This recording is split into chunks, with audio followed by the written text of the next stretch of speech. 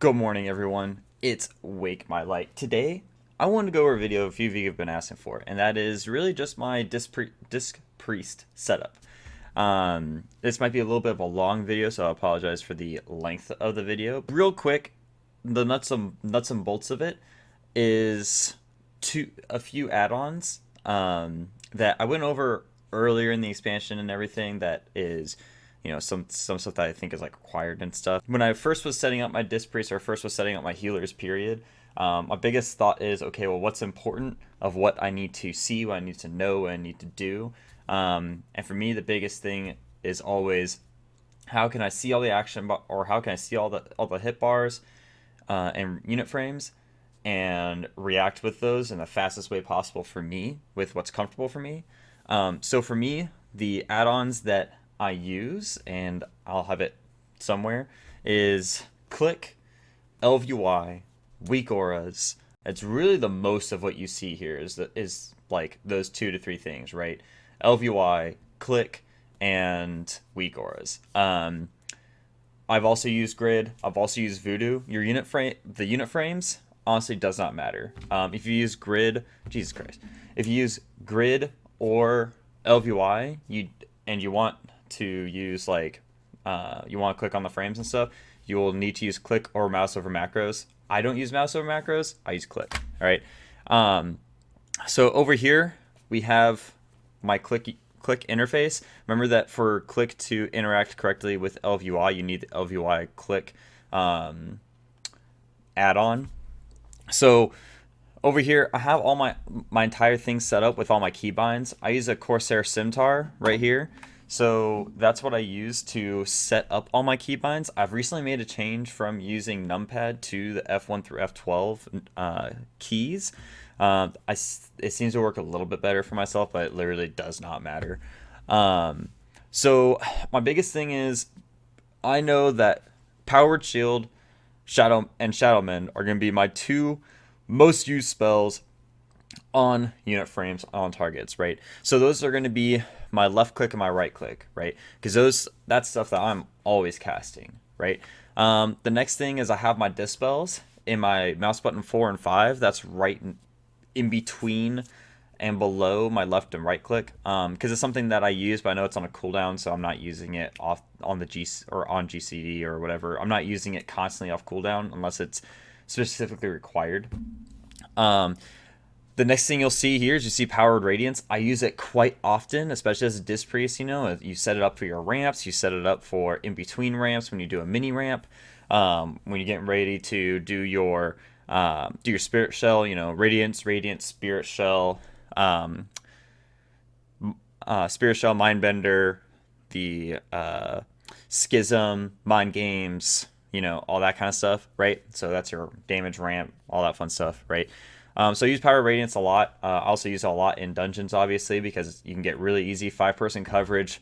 Get some nice little hot heals going when you have Purge of the Wicked and stuff on those targets.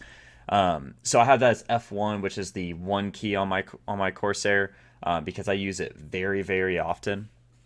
My F3, so my 3 key, which is a little bit up, that is my major cooldown. I always have it as whatever my major cooldown is for someone. So for this one, it's Pain Sup, or Pain Suppression. And I know there's quite a few different keybinds here, because I use Holy and Disc. I don't like Holy. I only use Holy for the Sun King fight in the raid currently. Other than that, I go Discipline Priest the entire way. I also have Rapture, because especially in dungeons, you want to prioritize who gets your Rapture. In raid right now, you're pretty much always using Spirit Shell. It lines up with so many abilities perfectly with the 1-minute CD. It is a little bit more mana intensive, I've noticed, going into doing Spirit Shells. But with the Legendary and everything else, it really helps even things out. But Rapture, it's very important to get that first really big bubble on someone, and then everyone else getting their bubbles, right? So I want to be able to quickly do the Rapture, and so I don't have to have it just on myself. If I'm healthy but someone else is at like 6%, I want that nice juicy Rapture on someone else, right?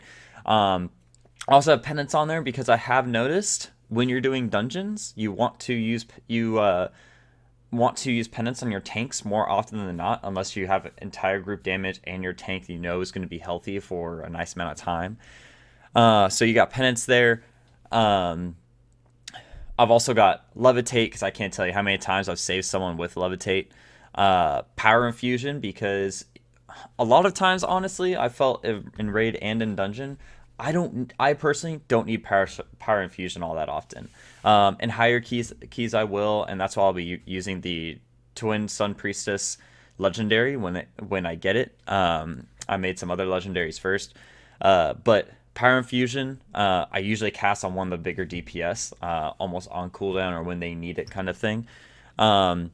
So that key bound to F9 or the number 9 key on my Centaur, because it's another one of those major cooldowns, but it's a little bit less important, especially right now when I don't have the legendary.